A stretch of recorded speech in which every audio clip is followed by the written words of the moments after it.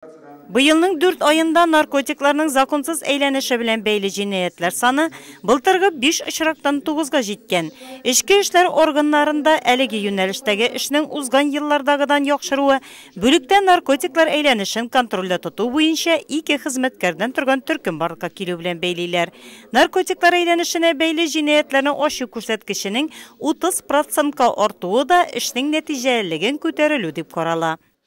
В целом мы работаем по тем наркоманам, которые разрабатывали, эта работа долгая была, по именно, как сказать, по старым наркоманам, которые до сих пор живут в Нурлате. А среди молодежи, чтобы какая-то шло рост, такого пока не зафиксировано.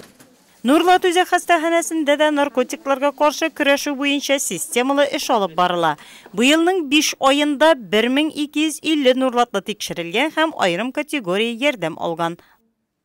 Проведена наркологическая экспертиза, 74 человека.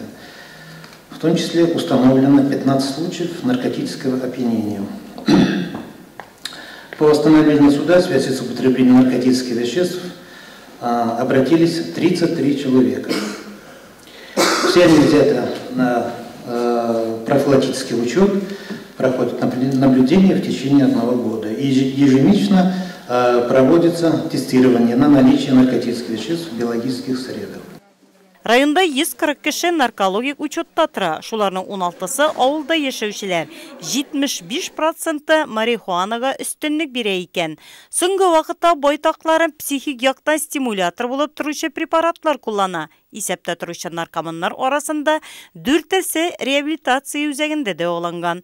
Наркоманнарның күбесе аноним наркоманнар җәмгыятенә йөри.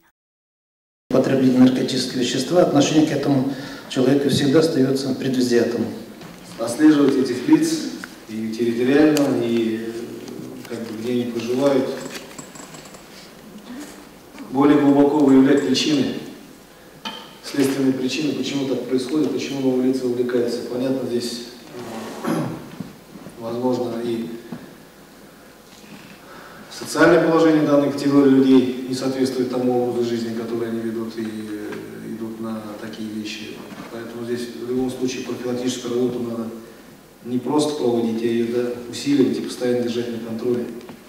Яшьләр, айрыуча укучылар арасында профилактик эш алып бару, наркотикларга каршы көрәшүдә мөһим роль уйный дип килешә чыгыш ясаучы белән район мәгариф идарәсе җитәкчесе Ленар Мәнәпов та.